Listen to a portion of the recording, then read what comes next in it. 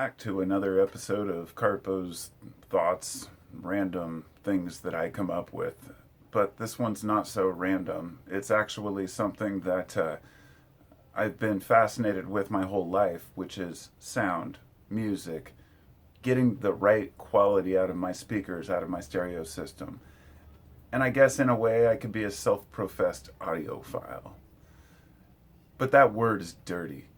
What do I mean by audiophile? Well, the two words, audiophile, means sound and love. A love of sound. It's a love of music. It's pretty simple. People could take it many different ways, but it's become a dirty word because many of the people who are self-professed audiophiles are really more obsessed with what I call tone chasing. And this is common also in the music world because I also play music. And as a musician, hearing the way that people talk about getting the right sound, setting up 50 guitar pedals to get just the right tone and they're tone chasers. And so I'm going to ruffle probably a few feathers here. I don't mean to, but I need to touch base on a few facts. One of those facts being that no, if you buy $20,000 speaker cables, it's not going to change your sound. If you buy a $20,000 input cable, a literal like power cable, that's not going to change the sound either in your stereo system. And some people may say, well, oh, hey, you haven't heard my $500,000 system. This is different. And I'm going to get into that. I think that for the most part, audiophiles are a bunch of posers.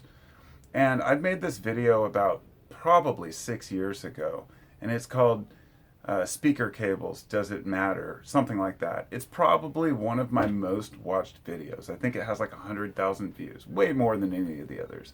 And way back when I thought, okay, so there's a huge community around this. I've always known that, but I didn't realize how obsessive people would become. It's not just that people like sound or disagree with what your assessment is, it's that they get actually verbally hostile and angry when people think that their high-end system is anything more important than, a slightly lower end system, and they don't understand the concept of diminishing returns or placebo or your expectation of music, and I'm going to get to that. So these are sometimes the same people that say they won't listen to any music unless it's through a tube amp, right? Then they'll proceed to put on Alice in Chains or something. Or I love Alice in Chains, don't get me wrong. I'm just talking about the type of music that often people will demo through their high-end systems. Just makes you kind of cringe. But more often than not, they're not even showing music. They're talking about tone. They're talking about their frequency response. How many hertz can they get? And I really don't know where to start. I suppose I'll start at vintage versus modern. Right behind me here, I have a Marantz Model 4415 quad-rail receiver. I also have like two in there from the Pioneer XX series, I think a 750 and an 850 or something. Then I've got a Sansui 771, I believe, and several other slightly more modern receivers, amplifiers, things that I was fascinated with back in the day. Right behind me, I've got this speaker that I built myself. I never finished, but this is based on a Sansui SP2500 speaker setup, which was a really nice, these were really nice bass speakers, two mids and a tweet, and then I added a secondary 4-inch or 3-inch, whatever. I was really fascinated, so I might call myself what they call a recovering audiophile. The person who thought I was for a while the tone chaser. I was so obsessed with music that I would sit in my living room and rearrange furniture, and I wanted to say that would be a good key to know if you want to know if you're an audiophile.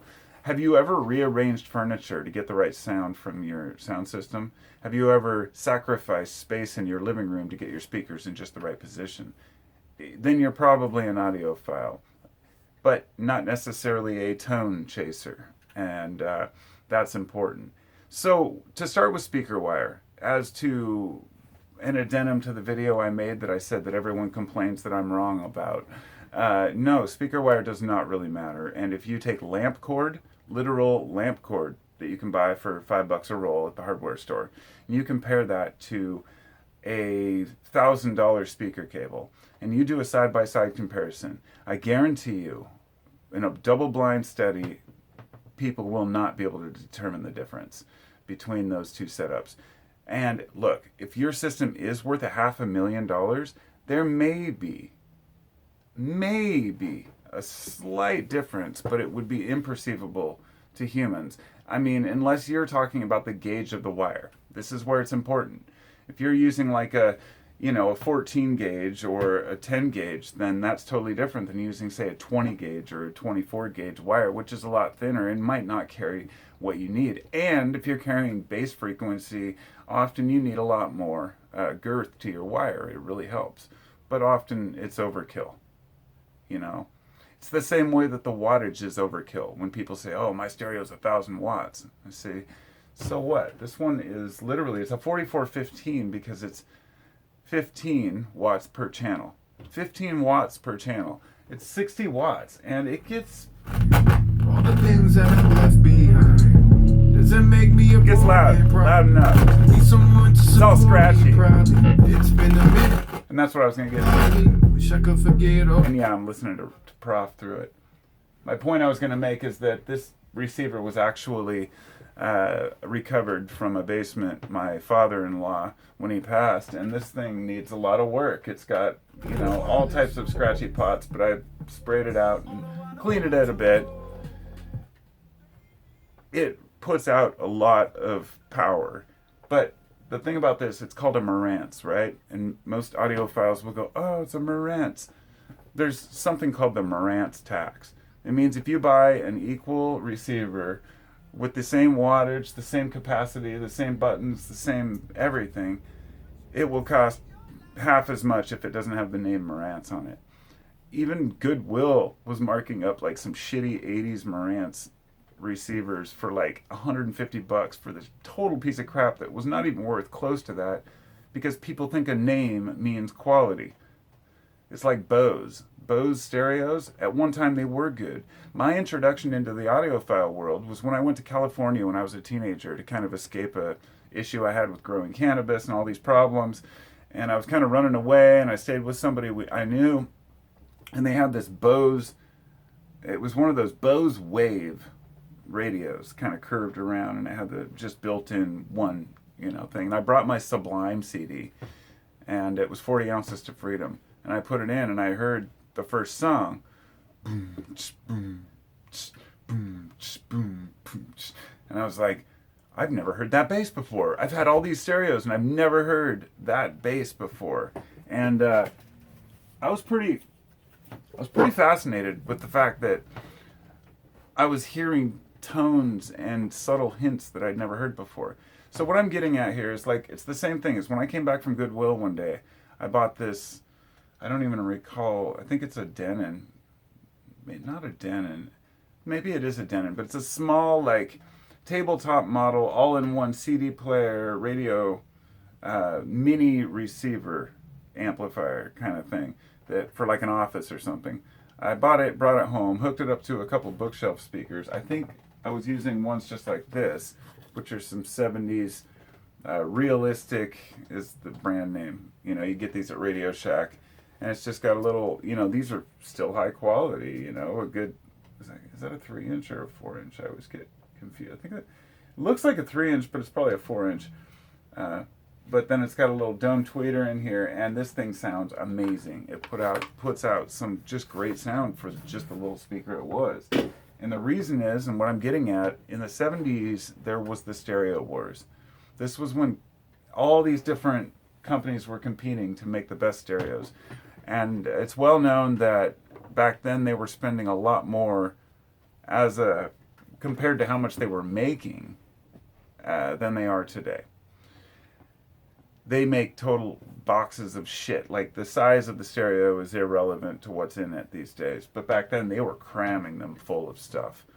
Back in the 70s, the Macintosh came out, for example. Like, when the Grateful Dead played Watkins Glen, They ended up with a lot more people than anticipated, like 500,000. And so they literally flew out to the Macintosh factory and pulled a whole bunch of these Macintosh MC 2300s, or yeah, 2300s off the line. 48 of them they used at that concert. And these things are worth like 20 grand today. But Jerry Garcia's favorite was the MC350, the one he used. And these are workhorses. These are serious amplifiers. But they were made quality, but they are highly overrated. They have the Macintosh tax.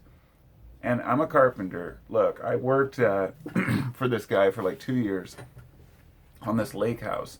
And when we got it kind of remodeled enough, he couldn't wait to bring all the construction workers down and show him his Macintosh system in the basement. This tube amplifier system where he had these amazing speakers. And even back then, my thought was, well, your room doesn't really have good treatment. There's not a lot of good baffles. There's a lot of echo. It's got a concrete floor. And this is the thing. You see these guys on YouTube who post them with their huge systems behind them and all their amazing, it's like, oh, this is a $500,000 system. Oh, I'm not too prestigious about it, but you should get at least $10,000 gold cables in order to, really be in the club, if you will. And it's kind of like buying a fancy car just to stand by it, not because it's a good car. It's showmanship. It's not real audiophile, because most of these people don't even, it seems like they don't even really talk about what music sounds good through it. Like, that's not their interest, and that's fine. But it's funny to me. People use things like cable risers, which hold the cables up off the floor a little bit. That might work if you have feedback or problems with, your floor. But, I mean, come on. How many cables do you need? Do you really need risers? And that's the thing. A lot of people are going back simple. I ran into this random YouTube channel. It was like cheap audio guy or something, and he was just like dismissing audiophiles. And most people start these videos apologetically. Like, if they even talk bad about cables or say this is snake oil, they will start off by saying, I'm sorry, I know I'm going to get a lot of hate for this. I don't give a shit if I get hate, because it's true. It's snake oil. Cables don't matter as much as people claim they do. It doesn't matter if this is quadruple nano braided technology that's cryogenically treated and with this crazy Kevlar heat wrap, super protective. It doesn't matter. It just really doesn't fucking matter. Especially when it comes to power feeds. You've got the Romex. This is Romex right here. Standard wire that goes through your walls, for your power wires. I've seen people use this over and over in houses when they're doing, really fancy sound systems inside the house. They'll put this in the walls because it's more durable. So you've got it going from the stereo, from these fancy cables, into the wall, which just goes through this standard, what they call rigid. There's no braid in it. Then back to some fancy braided cable so the person can see it on their floor and say, wow, that's a great cable. And, if that's what you want to do, that's fine. If you want to spend money on fancy shit to say it's fancy shit, that's okay. But let's not fool ourselves and pretend that there's some sonic imperative that it's better, because it's not. It's a lie. And a person has gotten taken, then their placebo effect will kick in. They will believe it's better, and they will be willing to pay more. But I guarantee you, as I said, in a double-blind test, most people can't tell, unless they're prompted and they already know which one is which. The most expensive cables I could find for this video, AudioQuest Everest cables. These are for just an input from literally the wall socket of your house, from your old cheap Romex, from the wall socket to your amplifier. And let me be clear, once that hits your amplifier, you should open up your amp and see what happens when that socket from the amp goes to the transformers. It's pretty small. It's not the same quality as the cable that came in. You've basically just completely negated what you just did. And then the transformer does all the work. Literally, it transforms the voltage. I don't know how people can get away with selling this bullshit. The most expensive audio cable that I found was hand braided from Italy and handmade Liutani Audio gold speaker cables. And this is each $71,000. And they come in this fancy box with like all this red velvet. And, you know, you can't help but think, okay, let's be honest here. When does performance become a joke, right? And just total delusion take over. If you want to say you have gold cables, that's fine. But don't pretend they're better, because they're not. They are not. The thing is, there's something about bits. Information, once it's carried from one place to another, it's carried from that place to another. Often people will use amplifiers with an input, for example, with the HDMI. HDMI literally speaks in ones and zeros and reconverts it. No matter how much you try to replicate some natural sound, it's not necessarily the truth. People say things like, well, it's like the artist intended it. See, how do you know how the artist intended it? What do you mean by that? Were you in the studio when it was made? Do you know the artists personally? And even so, these are often the same people who say, well, I only listen through tube amplifiers because they're warmer. I'm like, what do you mean warmer? Warm is a color. Not a literal color, but warm means the sound is colored. Sound doesn't become warmer just because you add something onto it. That doesn't make it more authentic. It just makes it different. And so everybody has their own opinion.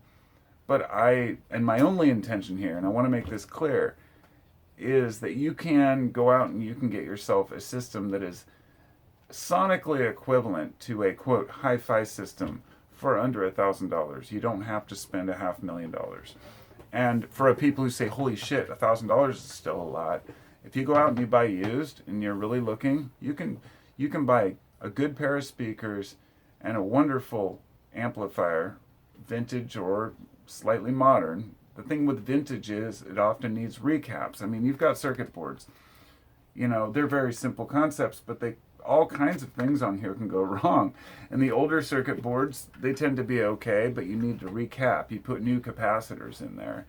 But other than that, I mean, you can buy these kits for most of the vintage amps, like the one up here. You know, I'm sure I could buy all the new stuff for it, but the thing is, it works.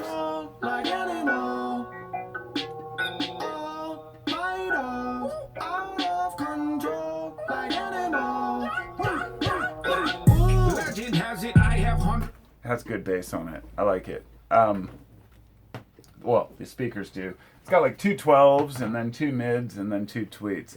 They are RTR 600s.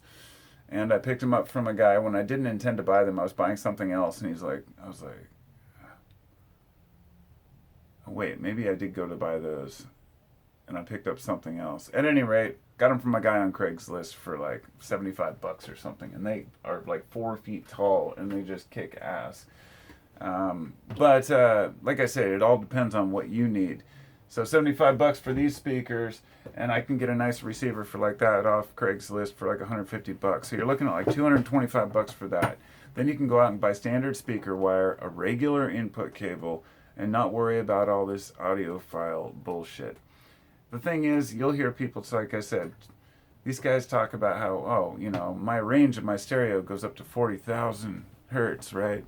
You know, 40 kilohertz. And you're like, okay, well, the average young person can't hear above 25, and most of the guys who are into the audiophile stuff are, no offense, you know, the older guys can't probably hear above 20,000 hertz.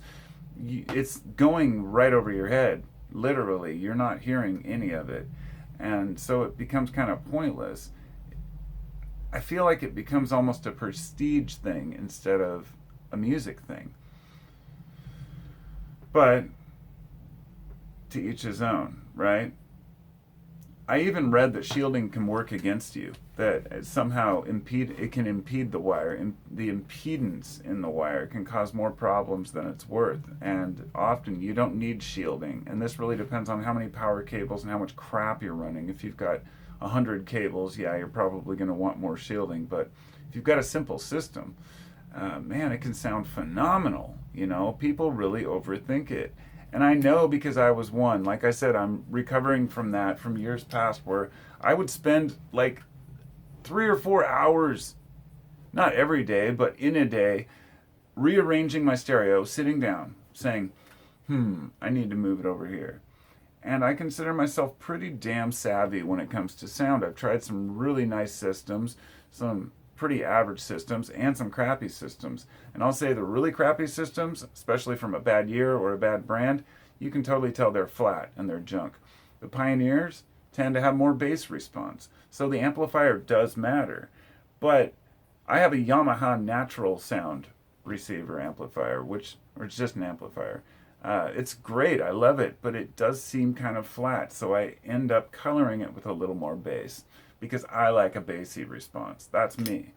But I think that people really overlook the most important parts of a stereo when it comes to the audiophile world. And the reason I'm talking shit to all of y'all is because there's so much dismissal of people who have different opinions. They'll be like, I went out and I wanted to get a good stereo system and I went to some of these forums and the guys were total jerks to me, for no reason. And it's kind of embarrassing, really, because music is for everyone. It's very subjective. Your ear shape makes more of an impact than your speaker cables. Literally, you could put an ear. I had a kind of a joke for like a patent for a thing that moved your ears or added to your ears so you could hear different tones and better sounds. I looked it up and it was actually already patented. It was pretty funny.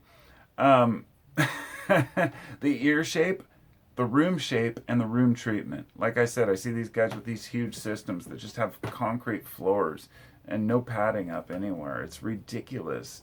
It's like, that is more about the gear than it is really listening to the gear for what it was intended. And I think it's kind of like having a car, like people who have a lot of cars, just collectors, you know what I mean? But room treatments are very important. And I think that another thing is blind tests and really analyzing whether you know what you're talking about. When you think that I can hear this is better, you have to do a blind test because for the most part, these power differences, these cable measurements, they can't be measured. And I've read some forums where people were like, oh, well, just because something can't be measured doesn't mean it's not real. Look at how gravity wasn't realized. And they'll bring up every excuse in the book to say, no, I know for a fact there is a sonic difference in this to this. Even though we have measurements and devices that can detect the smallest minute differences, and they pick up nothing. When they talked about cable, the output level from a different size cable, I believe it was from using the super fanciest cable, and they did a comparison and said that the output difference would be 0.1 decibel and difference, and that's over 50 feet of speaker cable or power cable, something like that. But all of that's dealt with in the amplifier with the transformer, and it's pretty silly that people get obsessed about the little things. But I guess, like I said, to each their own. My only intention is to inspire people who can't afford that kind of stuff to say you can afford just about the same sound as these guys who show you their monstrous collections. And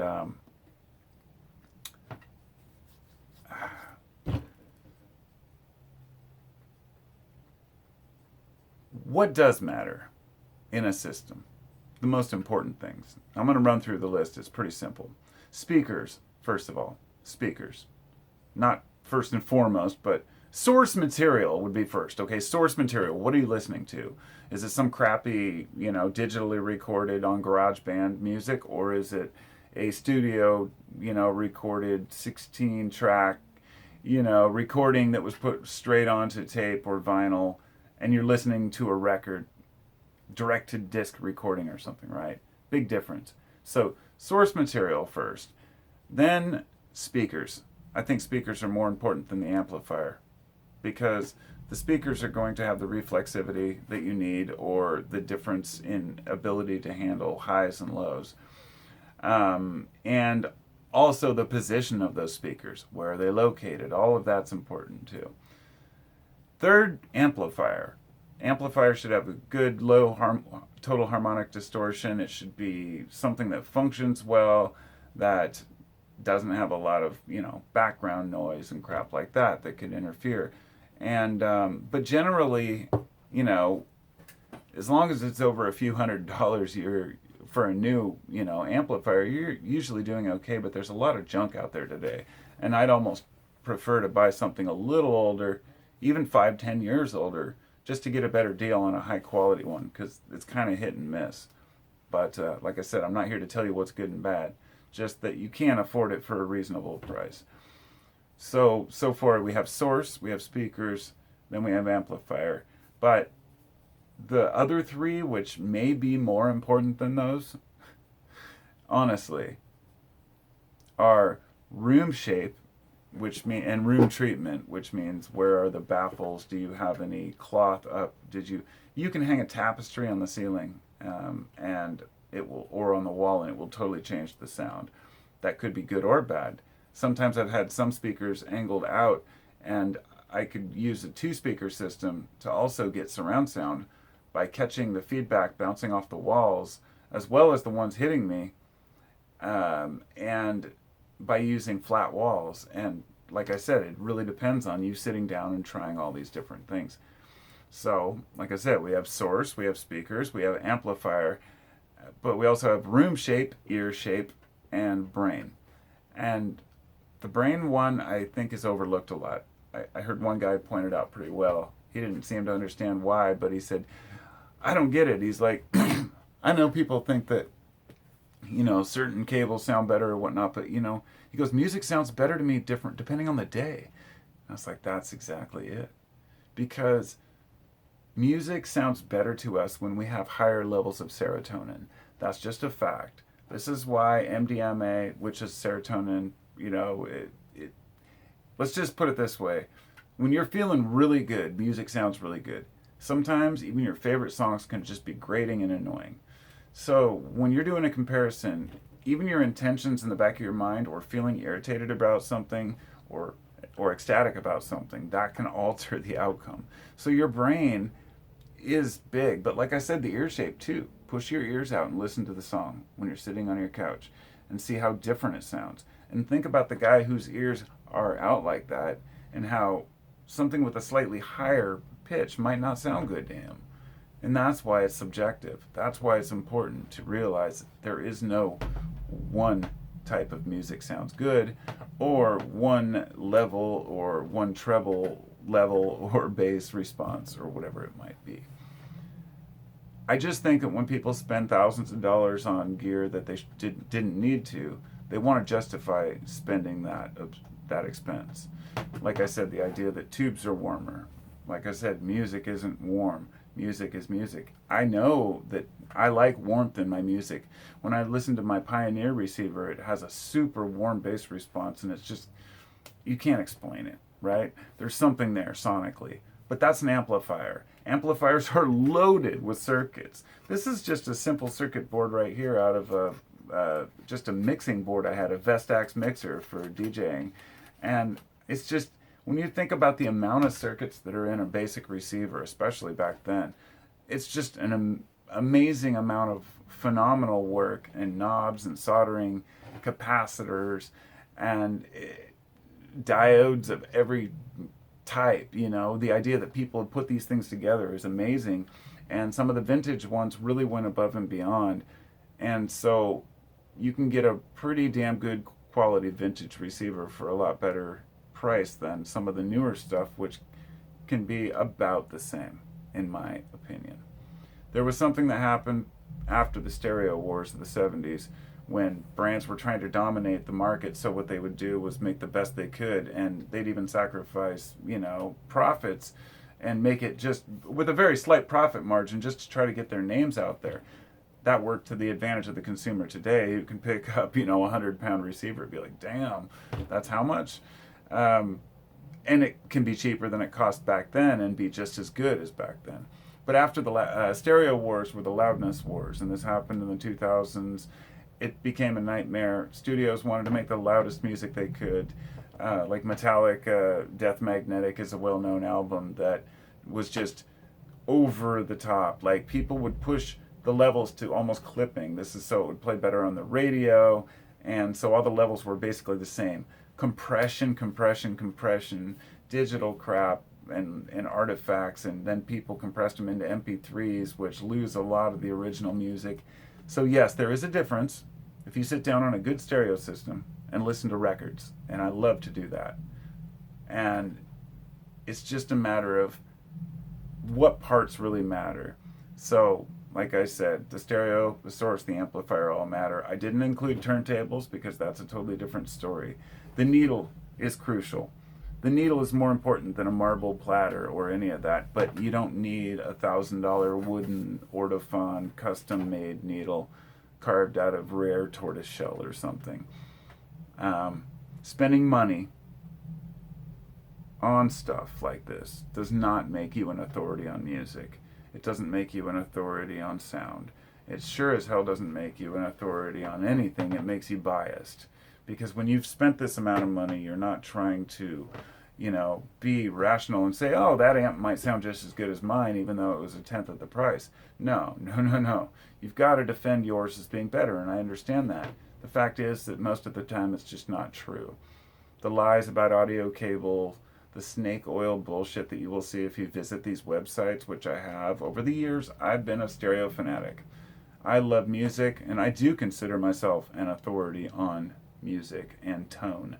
Not on band names or who Keith Richards slept with or personal bullshit. I sit and listen to the music. Hell, I don't even know the names of half the songs on the albums that I love the most. It just wasn't that important to me. It's all about that feel I get. How do the drums and the bass and the guitar and the vocals work together? We all perceive music differently. But my way of perceiving it isn't any less than somebody who calls themselves an audiophile, and neither is yours. That's what I'm getting at.